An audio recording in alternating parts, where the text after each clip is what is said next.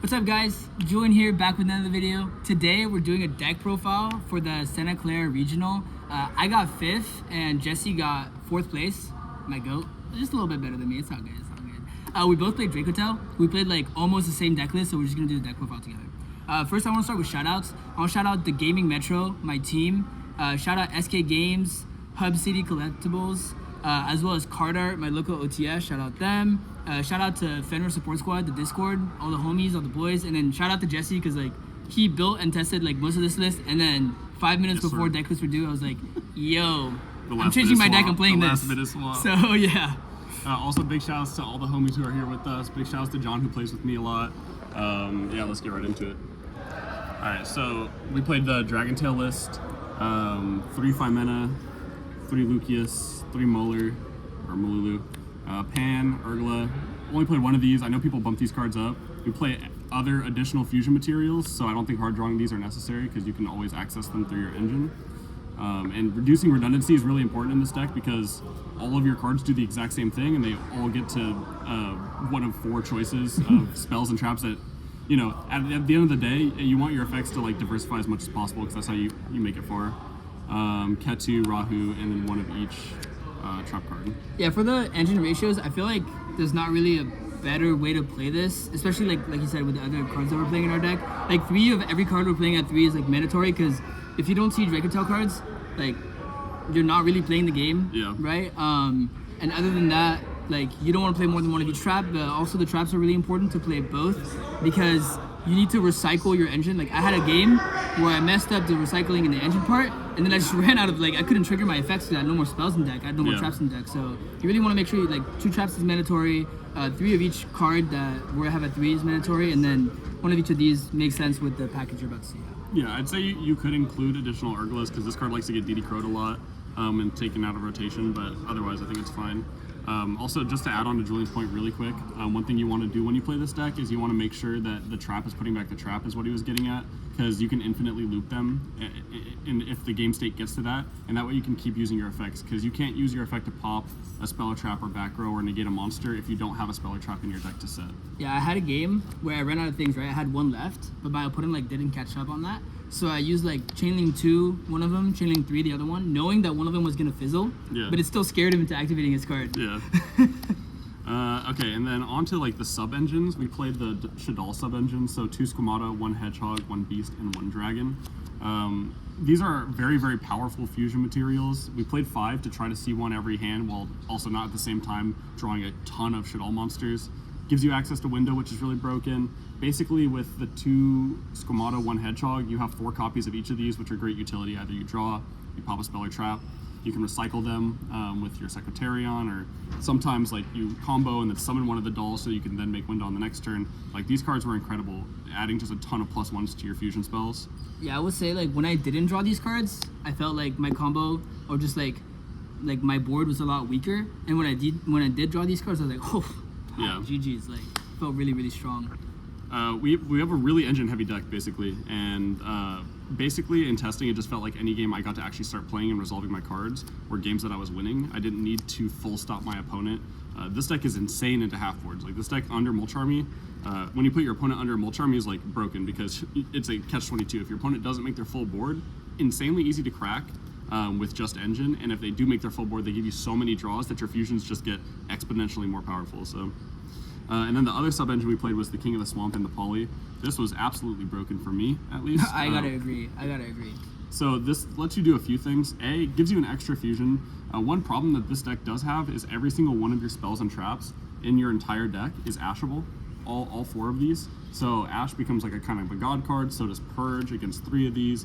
Bell against these 2. So basically being able to play through an Ash by having an additional fusion summon is just like, it sounds simple, but it's actually so broken because you basically get to blow past the limitations of your deck. Not only that, by playing Poly, we have access to Guardian Chimera, which is a god card. That card is so broken. That card saved me a few times. Yep, and then also we have access to Dragoon, which is also a god card. God. I just want to say, I had a game where my opponent full comboed me, like full Vanquish full comboed me, and then I just summoned Dragoons, and like he couldn't produce more than 1 way to out it per turn. And so every time his Dragoons negated it, and then that guy just got big. Like he literally is like can't be targeted, can't be destroyed by card effects, gains 1,000 every time I negate. Oh my god, he literally scooped like on the second turn of Dragoons. He was like, I just can't out this. Like, and then the other thing that like Jesse was saying, with King of Swamps for Poly, we have what is it? 5 independent ways to fuse, right? Poly, Malulu, 5 mana, and then both spells.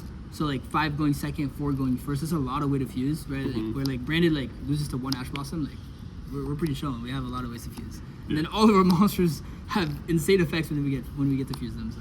Yep. So I wouldn't change any of this, to be honest. Yeah, no, I really like the sub engines. Like my deck felt super strong. Like I said, I summoned Dragoons and my opponent started. I'm like, what do I do? Yep. And then for the rest of the non-engine, it's actually very, very short. A lot of the Dragon Tail lists that you probably have seen so far, I played a ton of hand traps, just trying to use Arthurian to recycle them. But we took a different approach. So first we played the Azuna Lupus package, and then 2 nibs. The only reason it's 2 nibs is for space. 40 cards. You got to play 40 in this format, in my opinion. Fuelos is the only actually good hand trap, and 5 mana. So I'm just trying to see those cards as much as possible. Yep. We prioritized hand traps that created a board presence because building your board on your opponent's turn is just absolutely unethical. So the Azuna was a nice complement to the Dragon Tail engine. You'll see when we do the extra deck, we only played a couple targets to exceed, but it was completely fine because they work together very well. One thing about Nib, Nib might look a little dubious in a format where Ripper is like super common because obviously this card gets checked. But when we have Izuna, Nib, and 5 mana, there are too many powerful cards that your opponent has to Ripper negate. And the way I thought about these cards was in a little bit of a hierarchy, where if I had 5 mana, I would use Nib or Azuna to force that through. I would make sure, if I was forced to do so, I would, send the Azuna into the Ripper negate to then push through one of the Nib or the 5 mana. And then when it comes to like Azuna and Nib, you can use the Azuna to threaten the Ripper, force through the Nib. So these cards are very, very, like they work really well in tandem. So even though it looks like we don't have the other hand traps, because the rest of the hand traps are just the 6 mulch armies, even though it looks like we don't have a lot of ways to pair with the Nib, our engine hand traps are so threatening that they literally just have to. No, yeah, I totally agree. Also, the nice thing, like, this deck can afford to play 6 mulch armies because when you go first and you open the mulch armies, you fuse for Altharion, and Altharion just, like, you just include extra materials from the hand, and then you transform them into the other cards in your graveyard. Like, so broken. The mulch army becomes, like, a new 5 mana back in your hand. It's really, really strong. So, like, if you lead King of the Swamp or you lead 5 mana, you can fuse mulch army plus a name.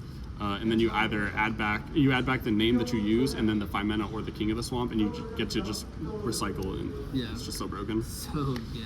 One thing that I got told a lot that I differ from is I really like Perulia this format, especially in this deck. So this card might seem weird in some matchups like Yummy, because your opponent can literally give you 0 draws with some hands, but there's no world they're giving you 0 draws and they're ending on Herald. Herald is the literally only problematic card in that matchup. If they don't end on Herald, then they're dead. Yeah, they just lose. I was actually okay with playing a card where if my opponent gave me 0 draws on it, it meant they had a half board. Like I said earlier, the Dragotail engine into half boards is just unfair. It's insane. Yeah, what's really broken about it is that every board breaking effect, like Malulu, like Pan, like Orgala, are non-targeting interruptions. Yep. So therefore, your opponent either has to like respond to them and then you get to hit something else, or if they don't respond, then you just like turn off their strongest boss monsters, pop their important like spells and traps and all that stuff. It's really, really, really good.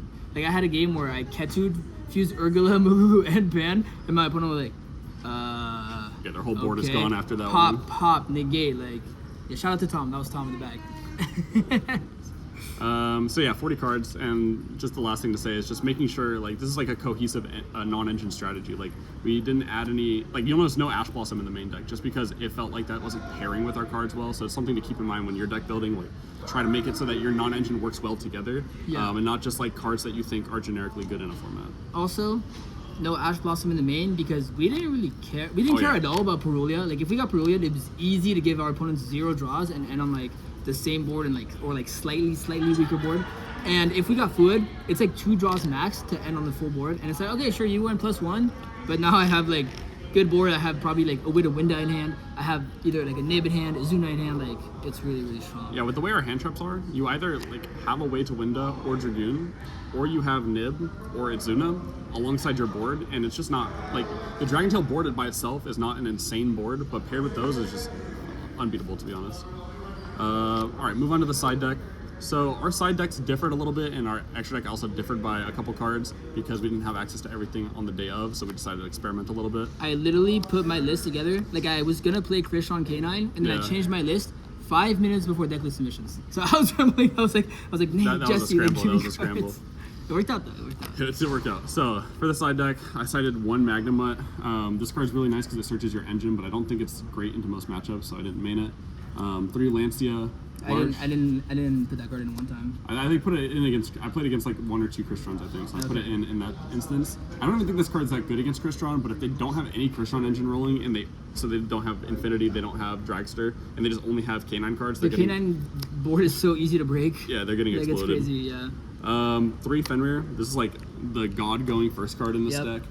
It checks Izuna, it checks 5 mana, it checks Holy Stew, it adds you a monster, which is a free fusion material. This card is just, it's insane. Every matchup going first, this was going in. Yep. And then going second, I was putting this into Yummy just because the Forces threat Herald. of like, it forces Herald, and also if they don't have Herald or something, like the threat on the field spell of banishing it face down can force them to use Surprise to like, move their field spell around, which is like, sure, now you just wasted a disruption trying to protect your field spell, which I mean you should end up outing anyways. I have Fenrir now, it's easy for me to make an SP, stuff like that. And then Ash Blossom in the side deck. So for me, these were going first cards, the Fenrir and the Ash Blossoms. I took out the 6 Charmies for these 6 in essentially every matchup. Just because obviously you don't want the mulch Charmies in first. You needed and all 6 of these beat Azuna and Holy Stew, Yeah. which is really nice. The Ash doesn't interact with the mana, but The other thing about the Ash is the only time I ever put it in going second was against K9 Vanquish, and it's just that like with the idea that if I can Ash, like if they only have one way to Vanquish Soul Engine, again we can break the K9 board like so easily. So if I can just Ash like their Vanquish Soul card and just like hope that that's all they have, it's not a great strategy, but again we have all of our other non-engine to pair with it, so it works out pretty well.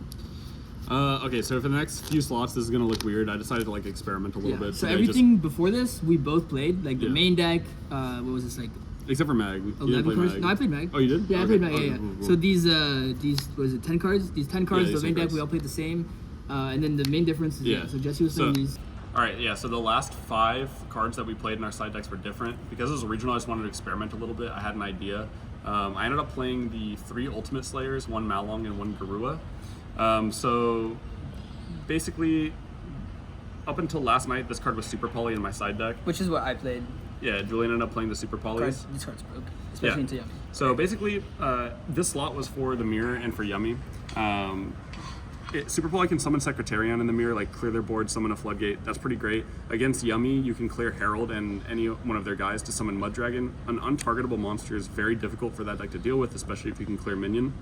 I chose to try out the Slayer for a few reasons. One, I wanted my card to cover Ryzeal variants in case people are still playing that.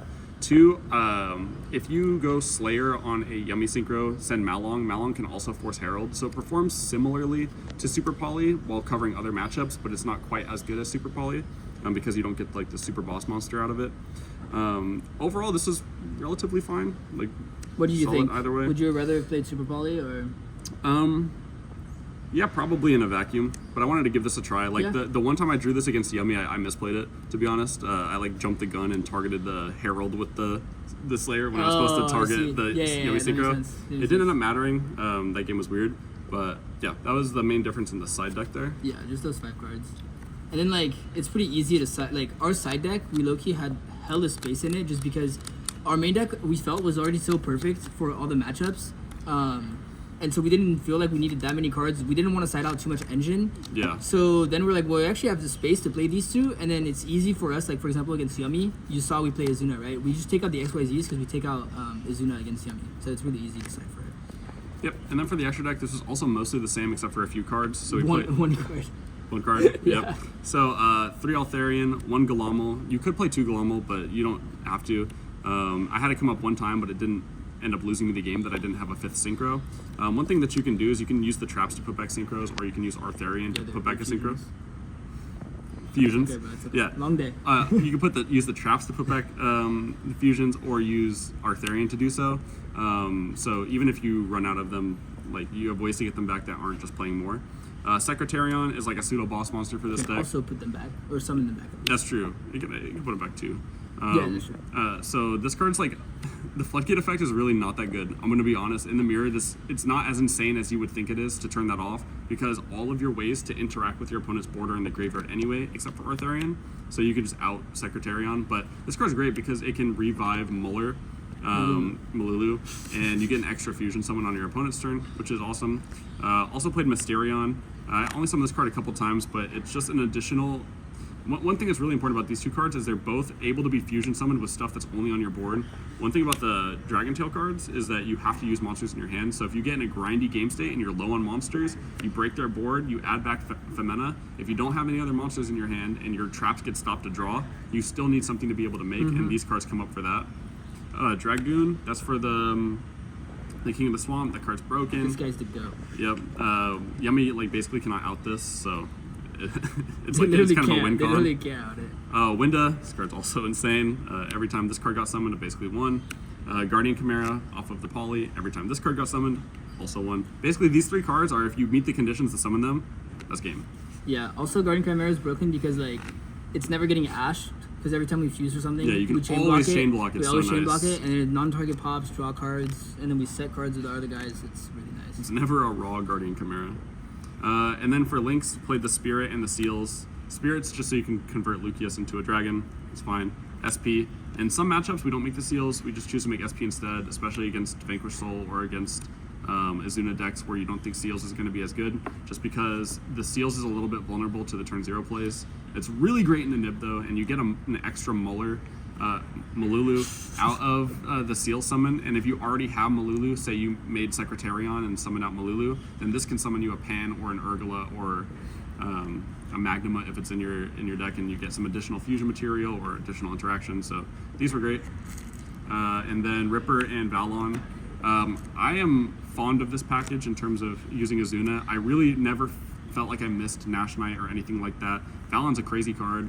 Yeah, Valon's insane. Like, you also, like, even in the mirror, if they're about to make Azuna, you don't have to, like, you need to summon Valon, but you don't have to use it yet. You can just sit on your Valon and be like, okay, whatever you summon is getting booked, you know? Like, and you don't have to use the it fact yet. that it's always untargetable when we make it, because we're only ever making it with Lupus, means that we can just like stick this thing in the EMZ. It's untargetable. It books something. And if you play against Crystron, you can utilize the funny card in the extra deck, which is the Chimera Tech Mega Fleet Dragon, which actually came up for me a couple times because I played against a couple Crystrons. If you don't know what this card does, it lets you contact fuse any Cyber Dragon on the field with any number of extra, monsters in the extra monster zone. So against Crystron, you literally don't have to hand trap them or board break them at all. You can remove their SP and their Cyber Dragon Infinity with just literally summoning a monster from your extra deck. So broken. Ironically, the 2 times I did it, one time it did not win me the game, and then the other time, because my hand was like, I had no starter cards, basically, and then the other time it was just an unnecessary action I took because I wanted to make the card. But against Crystron, like, one cool thing you can do is summon Valon in the EMZ, and that way, even if they don't make the SP, they really cannot out Valon unless they can get to Nash Knight. And then if they don't do that, then you can contact Valon and their Infinity for Chimera Tech, and then you can Valon out another card as well. So I wasn't able to get my hands on one of these when I was like resubmitting my new deck list. So instead I played Zeus with the idea of just like, when you make Valon, like, it's untargetable, right? So you go battle, attack, make Zeus effect. That didn't come up for me once. In theory, like, it could come up, but I definitely think that any other card in the extra deck would probably be better than this. Like, I don't think this actually comes up in a real game state. One cool thing that you can do that is play a cross sheep. That's something our friend Nate played and that had topped with, like, I think Logan's list. And that lets you like link any 2 monsters into Cross Sheep, and then if you have an Arthurian or a Galamo Grave, you can trigger it, summon. Cross Sheep can revive Lucius, and you just get a bunch of link materials. You get a Lucius search. It's like a pretty cool play, so that's something you can consider playing. But the reason we didn't play a bigger link package is because if you take note of what we have a King of the Swamp target, we have a Beast target, we have a Poly target, we have the Azuna targets. There's no space with how we built it. If you didn't play like Izuna, for example, you could definitely fit other stuff. Like Yeah. this is a pretty lenient extra deck, all things considered. Yeah, for sure, lots of space. But yeah, that's that's gonna be it. it. Any last shout outs before we get off? No, just shout outs to the whole gang. Yeah. Shout outs to everyone, and also the event ran super well. So shout outs to like the judges and the it staff actually and all like that. went pretty smoothly. Shout Yep. out to Santa Clara Regionals. Yeah, so thanks guys. Tune in for the next video, and I'll see you guys next time.